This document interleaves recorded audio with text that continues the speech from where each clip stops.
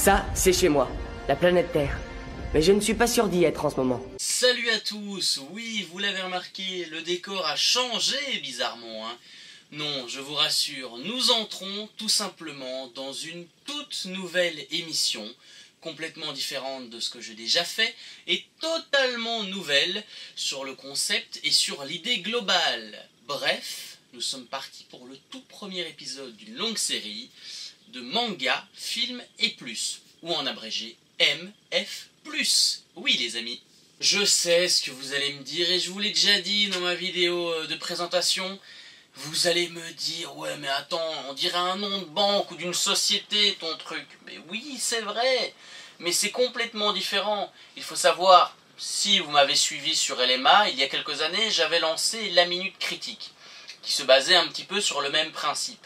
Mais ça n'a pas trop bien marché et je trouvais que le concept ne me correspondait pas et que ce n'était pas vraiment mon idée générale de faire ce type de vidéo, tout simplement. Mais ici, grâce à cette émission, tous les mois, il y aura une vidéo par mois, donc cette vidéo sortira en septembre, hein, vous en doutez bien. Il y aura une vidéo par mois sur une critique, et quand les critiques seront un petit peu plus longues, que ça soit un manga en général, quand un manga dépassera plus de 20 épisodes, la critique se fera en plusieurs parties. Ce qui est normal, hein, sinon ça ferait des vidéos de 2 heures, et on ne s'en sortirait pas. Bon, on y va ou quoi ?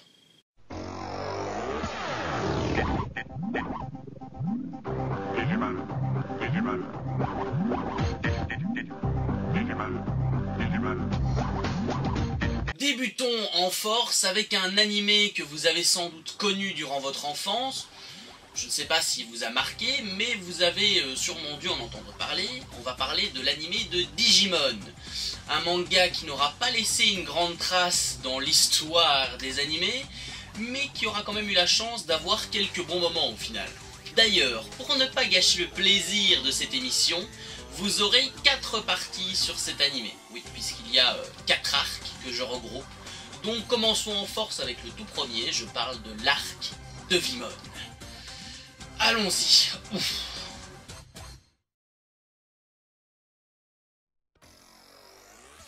Oh là là là là là là là là là là. Si on pouvait oublier cet arc au plus vite, s'il vous plaît. Oh, ça me donne envie de vomir. Il est vrai que le début de ce manga a quand même eu quelques grosses difficultés, il faut le dire. Même en revoyant l'animé il y a quelques semaines, je me suis fait la réflexion, il y a des gros soucis au niveau du scénario.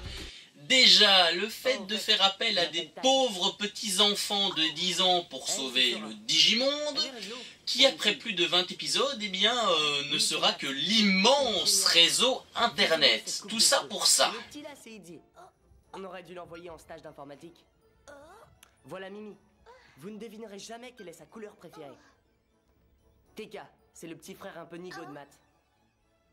Oh, et ce grand dadais, c'est Joe. Lui faites pas peur, il pourrait s'évanouir.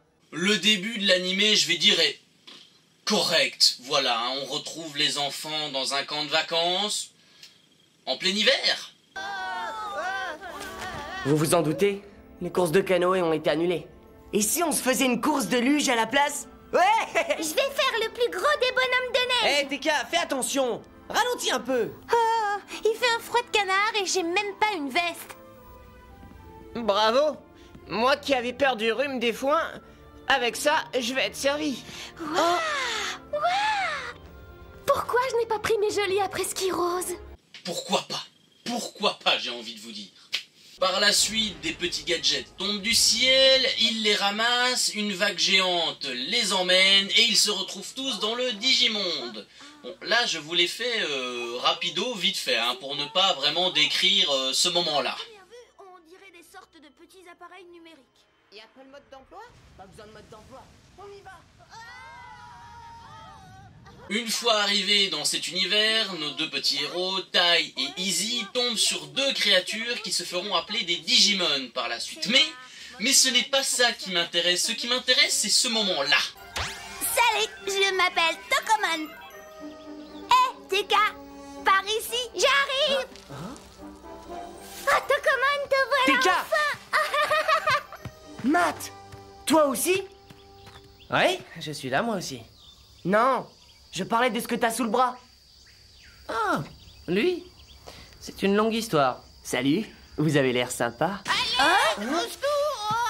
Aidez-moi! Au secours! Joe! À l'aide! C'est cette chose, elle me suit partout! Mais qui est-ce que tu traites de choses? Je ne suis pas empaillé. Mon nom, c'est Bucamon.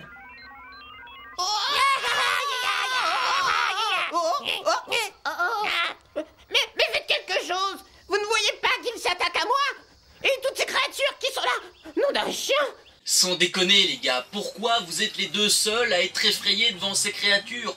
Pourquoi est-ce que les autres gamins n'ont pas peur? Qu'est-ce que ça veut dire?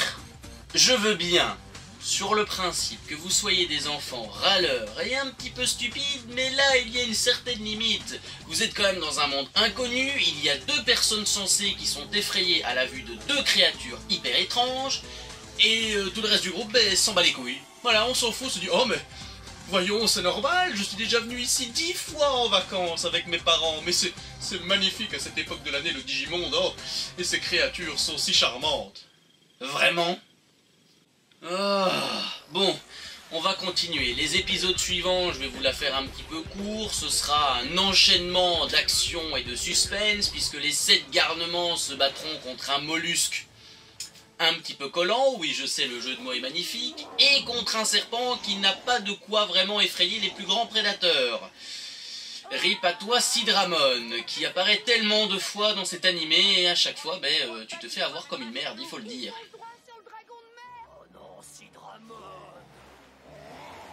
Bon, on va faire un petit point pause dans cette critique. J'aimerais un petit peu vous donner mon avis sur les personnages de ce premier arc, qui personnellement ne m'ont pas tellement convaincu, que ça soit au niveau de la personnalité ou encore au niveau du développement. Enfin si, je dis n'importe quoi, il y en a 2 qui m'ont convaincu. 2 petits personnages durant ce premier arc. Il y a d'abord Easy. Alors Easy est considéré comme, je vais dire, le petit génie de la bande, mais c'est bien plus que ça, puisqu'au final il possède une histoire personnelle vraiment touchante.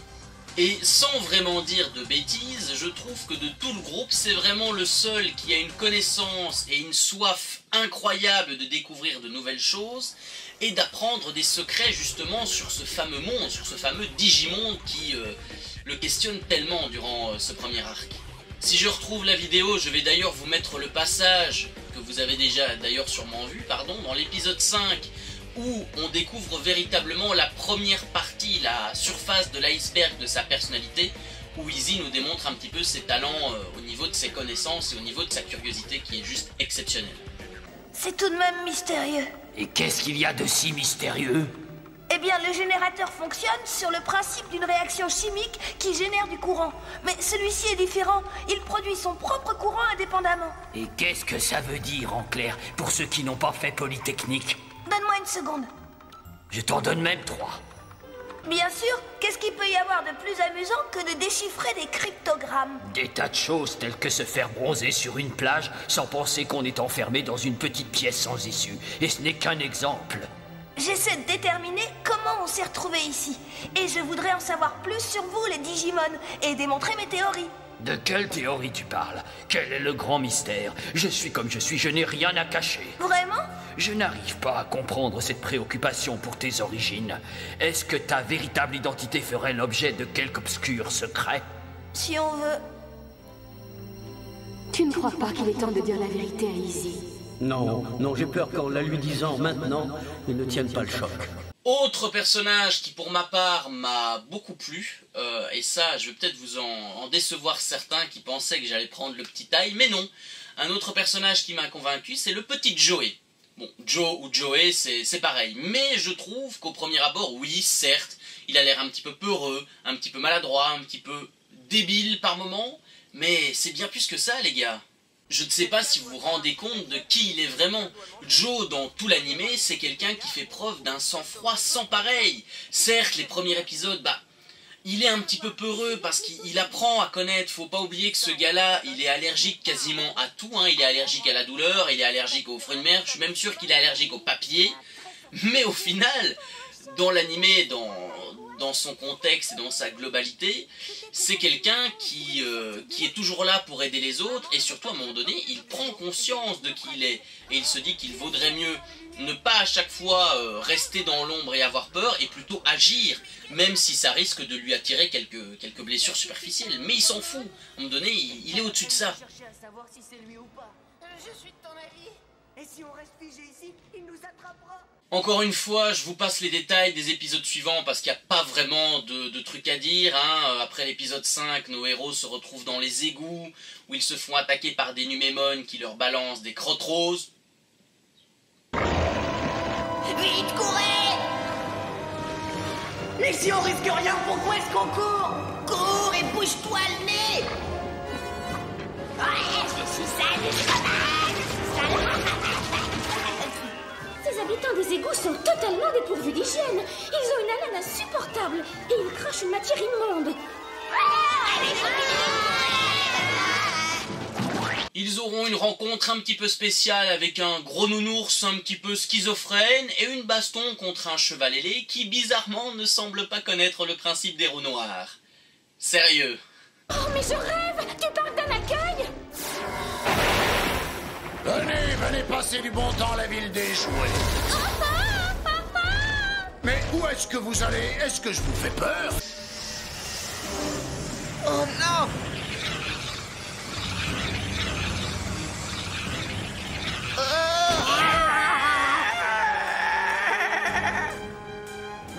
Ça doit lui faire très mal. Ah oui, cette trou noir est entrée en lui et elle l'a transformé.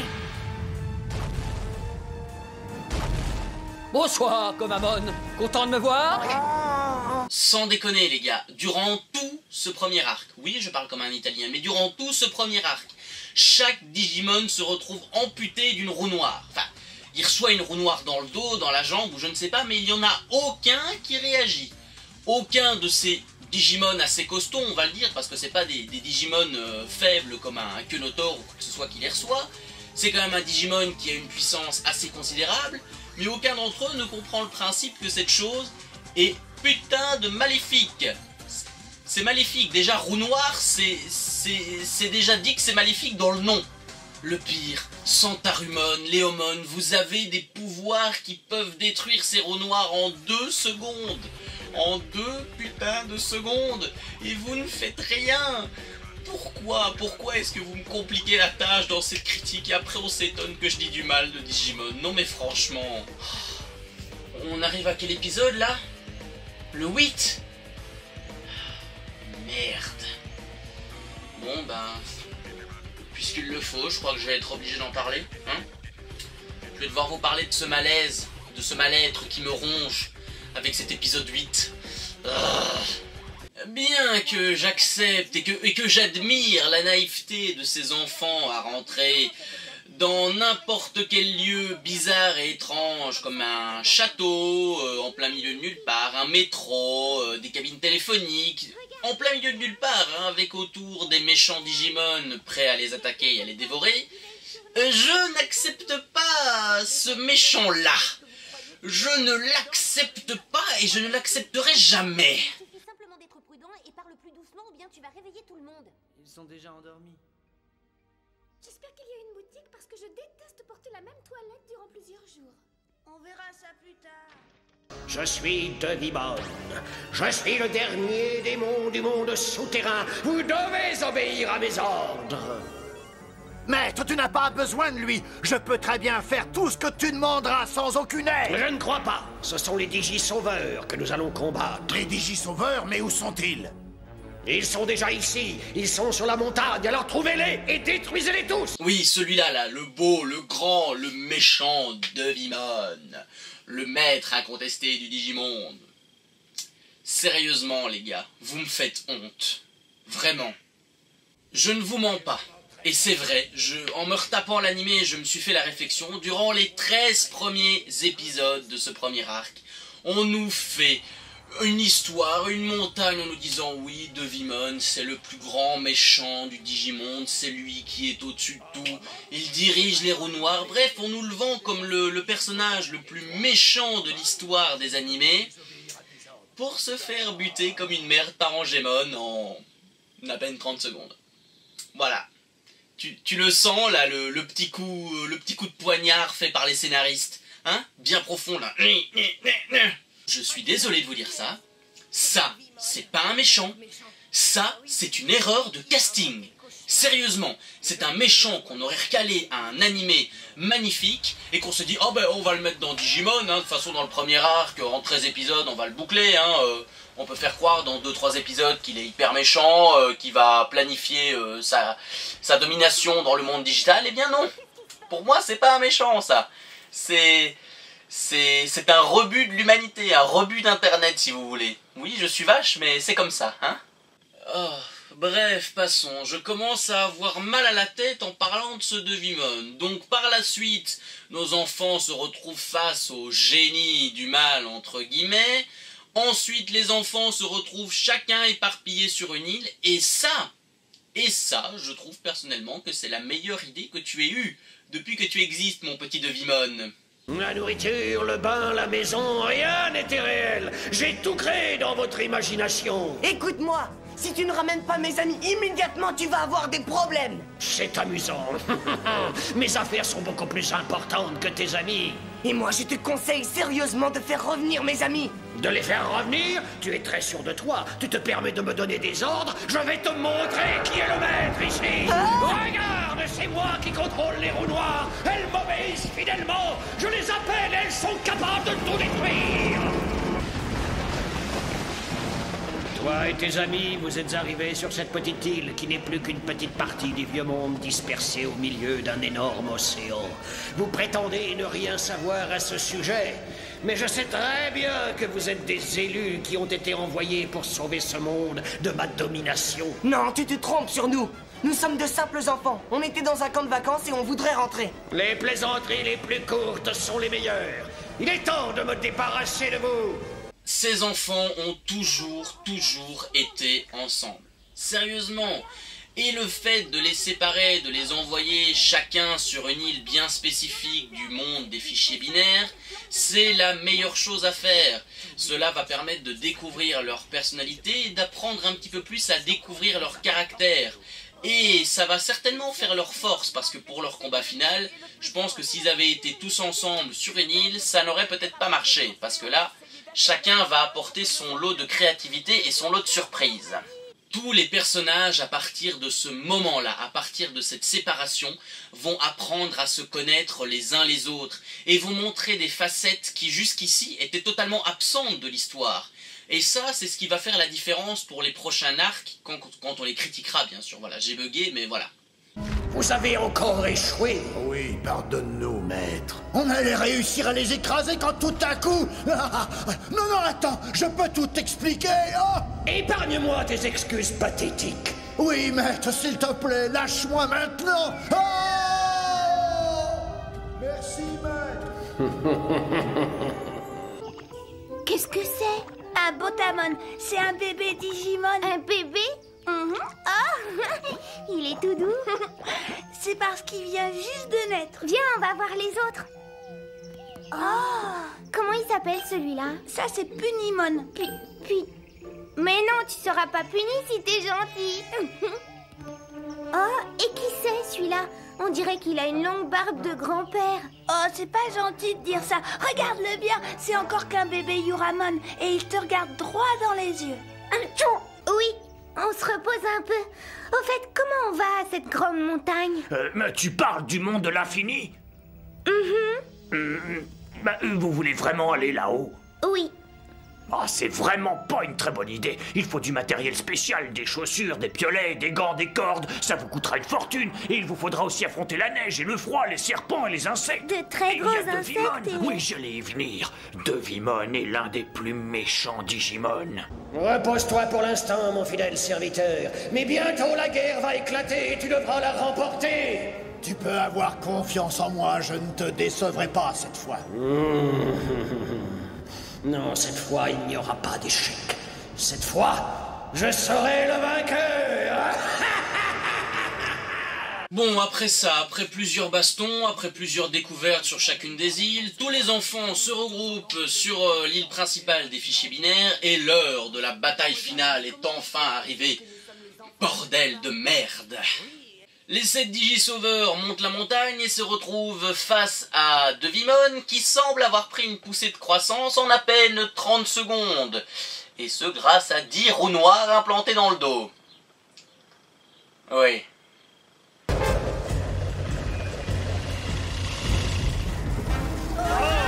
On ne peut plus reculer.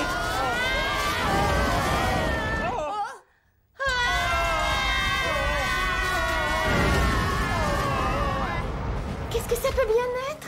C'est sûrement Devimon.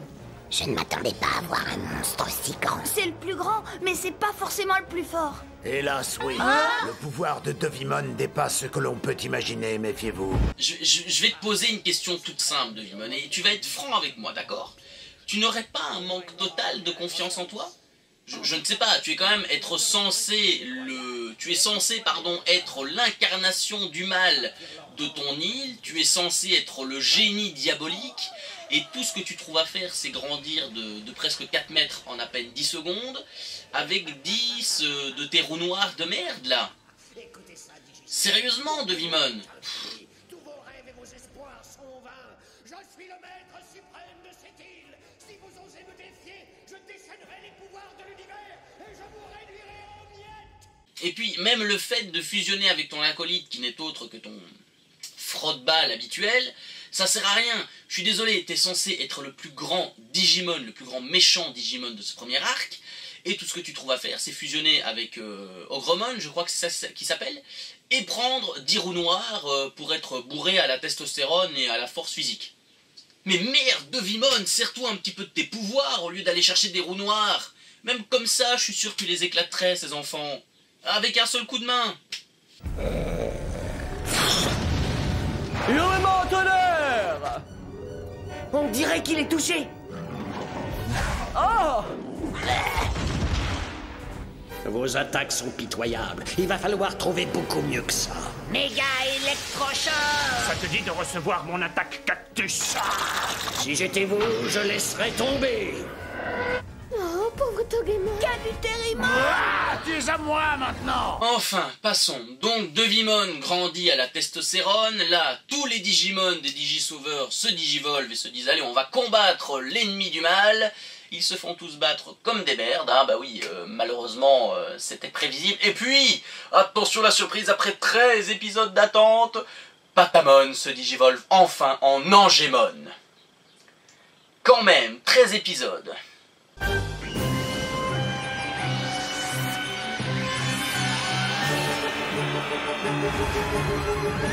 Quoi?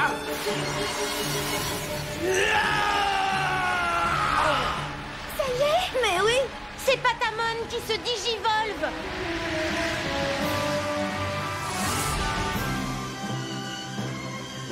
Patamon, digivolve-toi!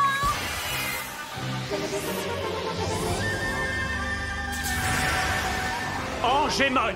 Sur un point, je veux bien comprendre le principe que TK est quand même un petit frère chiant, pleurnichard, naïf sur les bords, mais pourquoi faire attendre 13 épisodes pour voir Patamon évoluer? Vraiment, ça me dépasse là. Les forces du bien sont plus puissantes, même toi tu ne les battras pas. Je vais te détruire et ramener la paix sur cette île.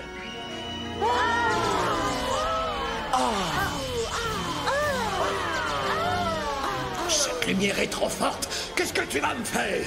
Tu n'espères tout de même pas me voir abandonner mes pouvoirs comme ça? Il va falloir te battre.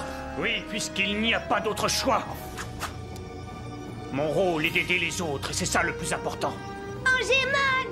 Tes pouvoirs ont dépassé les limites du supportable, ils doivent être anéantis. Je suis prêt à t'affronter et mourir pour la paix.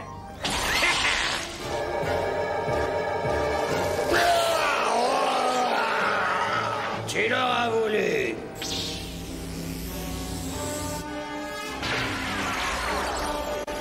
Fais attention!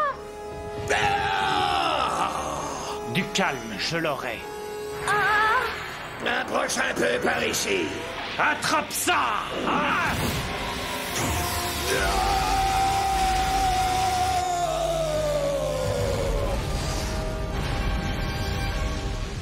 Je vois que tu as usé tout ton pouvoir. Ce n'était pas très malin, Angemon. Maintenant, tu ne peux plus aider personne. Tu ne peux pas échapper aux forces des ténèbres. Le mal est partout. Alors ne savoure pas ta victoire. Il existe d'autres Digimon qui sont aussi puissants que moi. Certains sont même plus forts. Je me demande ce que tu feras quand tu les rencontreras. Tu te feras battre. J'espère bien voir ça. Sans déconner, Angemon pour moi est une des évolutions que j'adore, déjà par sa classe, par sa beauté, mais également parce qu'il possède une force incroyable. Mais pourquoi attendre que les Digisauveurs soient en danger de mort, que tous leurs Digimon se sont fait battre comme des mouches pour faire apparaître le seul Digimon qui peut les sauver? Vous imaginez, ça veut dire que même un Garurumon ou même un Greymon ne pouvait rien faire face à un Devimon.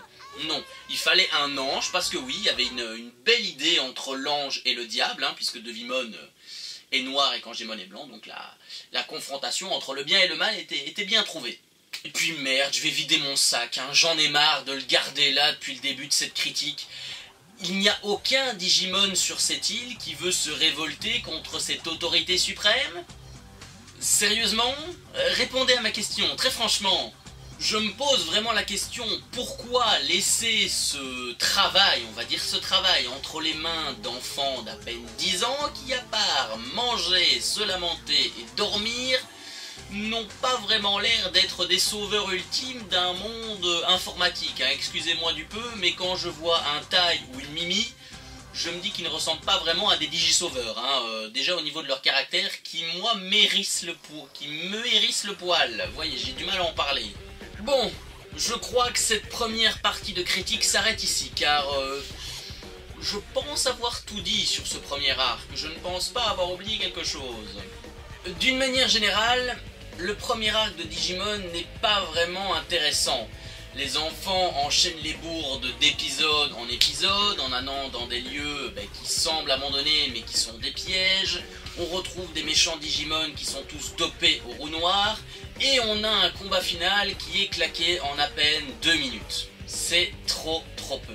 Pour un combat final, même dans un premier arc, il faut toujours qu'il y ait un épisode, au moins 2, pour tenir un spectateur en haleine. La deuxième partie de cette critique promet d'être beaucoup plus intéressante, avec notamment la découverte du continent serveur et de son gardien, le gardien maléfique que vous voyez ici. Ah, je pense que cette deuxième partie va être beaucoup plus intéressante. Je ne sais pas vous, mais moi j'ai hâte. J'espère que cette première critique vous aura plu. Voilà, j'étais un petit peu stressé, c'est la première fois que je le dis clairement ce que je pense. J'espère que vous avez aimé le décor juste ici derrière moi. Et si vous avez des idées à propos de cet arc de Devimon, eh bien vous pouvez me les dire dans les commentaires. J'essaierai d'y répondre avec vous.